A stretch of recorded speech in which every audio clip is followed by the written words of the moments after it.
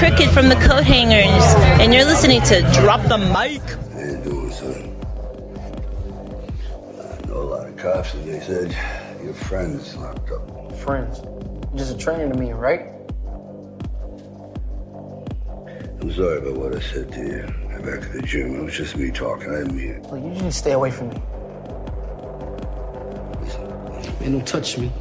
What? Get your hands off me, old man! Get your sick ass out of here! Leave! You ain't talking like you my family. You got my real family killed.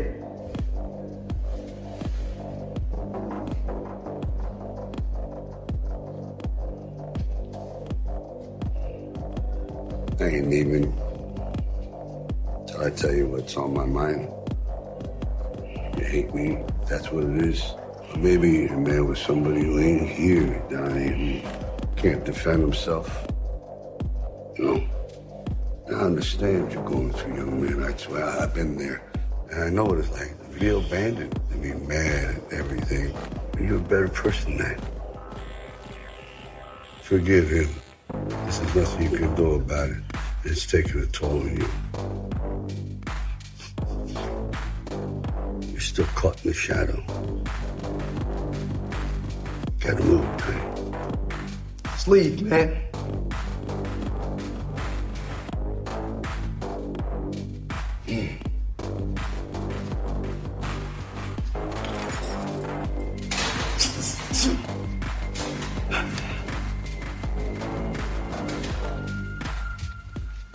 All right, welcome back to our humble San Diego podcast. This is Drop the Mic.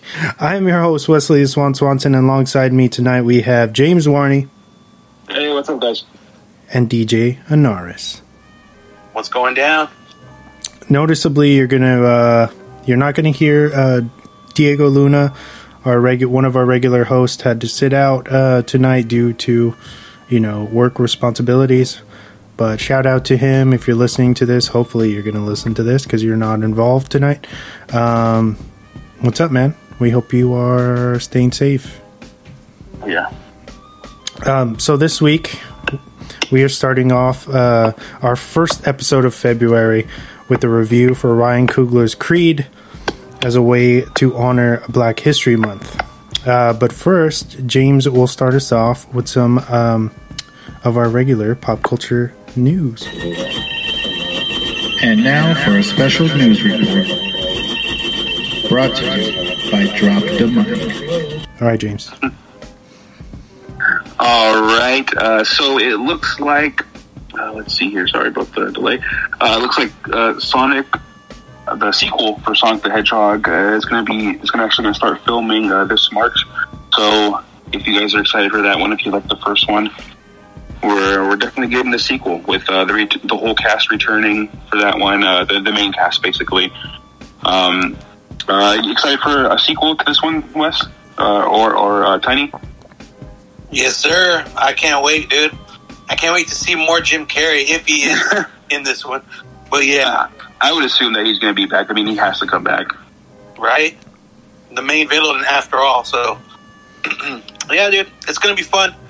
No mistakes on the first one, so I can't see how they messed this one up, Yeah, I hope piggybacking off of what Tiny just said, I just hope that they don't run out of momentum with this one, you know what I mean? Because a sequel can be a tricky thing. You don't know if people are going to come out in the same capacity that they did for the first one because the mystique of the first one has already passed, so hopefully they can generate that same magic, and pull in a big box office draw. Because Sonic is a cool concept. Mm-hmm. I know, yeah. Because especially for renters, I mean, if it looks good, I'm gonna rent it. And I watched the movie in theater, and then I saw it for rent for cheap, and I was like, "Yo, I'm gonna rent it again." And I rented it 2 more times, and I was like, "That's how good it was," Nice. There you go. Very nice. Yeah, I really enjoyed that one. The first one was really fun. I wasn't sure if I was gonna enjoy it, but I do believe me and Jordan went to go see it in theaters, and that one was really fun to see. Especially like the aspect of them using the rings or Sonic's rings to open up portals to the worlds and things like that, or different parts of the world. That was a really cool way to kind of transport him around the world into different dimensions or whatnot. But so we're getting a sequel for that. That's pretty cool. Moving on to some Marvel news, it looks like Black Panther director Ryan Coogler, who I do believe directed this one as well, right? Our movie Focus. Yes, sir. He, along with working on several Marvel shows, I guess he's going to be, I don't know if he's going to be directing these particular Marvel shows, but he is going to be overseeing a lot of things that are going to be coming to Marvel Studios and Disney Plus, which is always a good sign because he does have a great vision. As you can see with Creed and Creed 2 and also with Black Panther and some of the other movies that he's done. But he signed a 5-year contract with Disney TV. So that is going to be a good one. And he's also bringing, which is confirmed, a Wakanda series coming to Disney Plus. It's going to center around, it's going to take place, I do believe, in the present time. So there's not going to be any jumping back and forth or anything like that, as far as I know. But it's going to be a series focused around Wakanda. Not too sure what else they might introduce into there. Maybe some new characters or for future movies or future TV shows. What are you guys' thoughts on that Wakanda series? It's pretty exciting. It's exciting to see Ryan Coogler, coming from... I think he worked with Michael B. Jordan before on HBO's The Wire. That's where he started. Mm-hmm. And then he moved on to Fruitvale Station, which is a very good film. I think that was right to 2013, I believe. A modest indie film. And then, of course, he got a Creed. And then it's just like I feel I got to see him speak at Comic-Con for a Black Panther panel, I believe, and the guy is so laid back and a normal, like a fan that just happened to make it, you know what I mean? So it's super inspirational to see how great of a vision this guy has and that he's so, modest about it. And the fact that he's moving on with a Wakanda series despite us having lost, our Black Panther is it's pretty interesting, and I think that there's a lot to explore within that world, and it's going to be pretty awesome. I would say it might be like the new Mandalorian. Like once that hits, I'm hoping it'll be like the next big series for Disney Plus. You know what I mean? I wonder if they feel like maybe he's maybe they're so impressed with his vision and the way he does things. Maybe they're seeing a Jon Favreau type. I don't want to compare the two, but how Jon Favreau's kind of taken this Star Wars universe and like you mentioned, The Mandalorian, and kind of basically held up Disney Plus because there's not too much new stuff on there except for WandaVision, which is amazing. But he is, until WandaVision, we only had The Mandalorian. And I want to say that maybe they see the same type of vision, like the visionary that Jon Favreau is in terms of Ryan Coogler. Maybe they see him as the same type of visionary. Yeah, very possible, very possible. I mean, they'd have to have some type of confidence, and they signed him for a 5-year deal, and he's taking on several shows in Marvel Studios. I was gonna say because Ryan, like Wes said, Ryan Coogler seems like a real laid back guy, and the people of Wakanda and like that whole theme is very well grounded stuff, dude, and it hits to home, especially for Africa because they it's like I don't know how to say it. Like it feels very like warm to see. I mean, I know Black Panther is a little overhyped, but dude, it just feels warm when I watch Black Panther, and I can't wait for them to like make more memorable moments in Wakanda, dude. That's gonna be like awesome, like to see. Yeah, it's gonna be good. I can't wait for that one. But moving on, we have the director for WandaVision. I believe his name is Matt Shakman.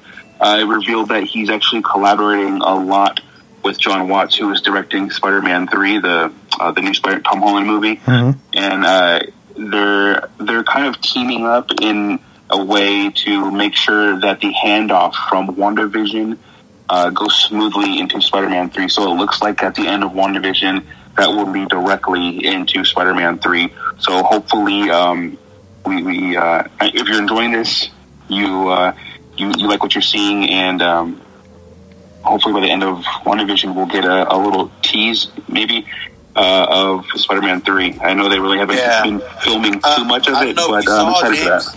Yeah, the news that someone very special is going to be arriving soon. So we don't know. I don't want to spoil nothing, or not that I know, but if you could guess, who would you think it would be? I haven't. I've read into that, but there's just all speculation right now.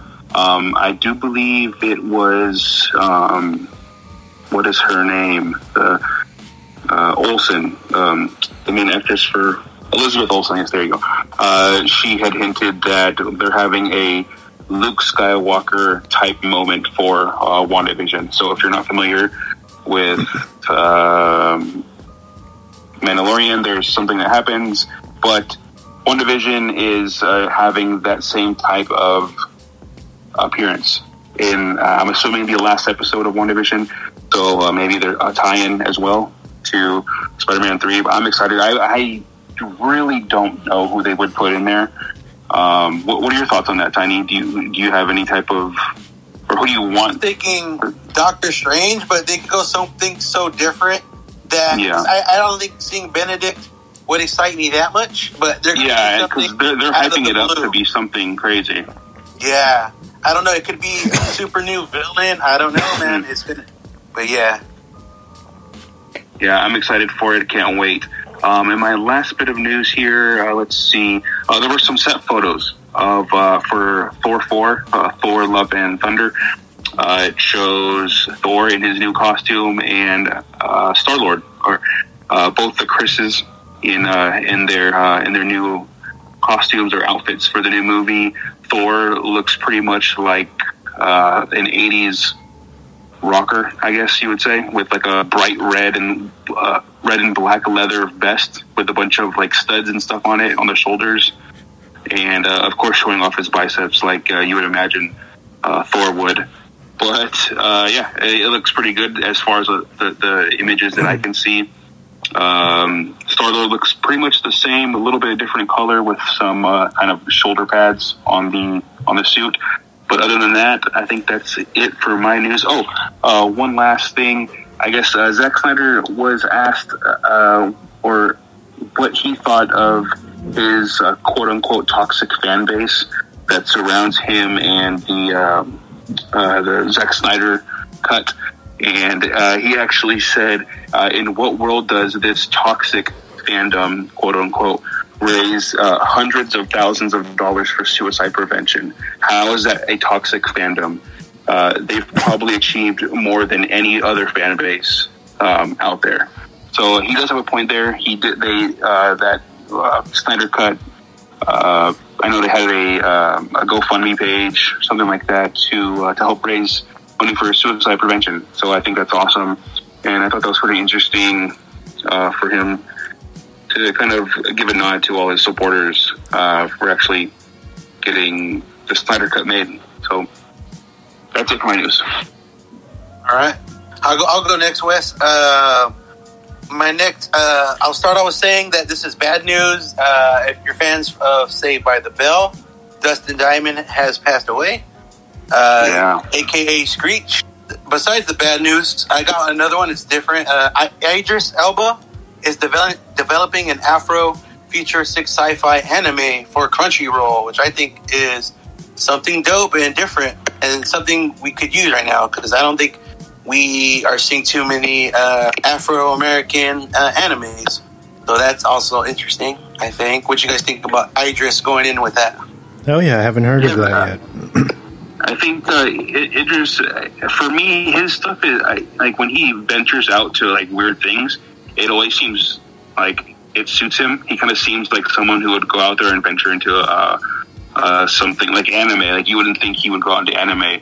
But then you look at his other projects, and he's actually a DJ on the side, which is pretty funny. So you can check out some of his music if you want to. But I think that's really cool. I know the only thing that I can think of is really Afro Samurai. Yeah. But that's pretty much about it that I can think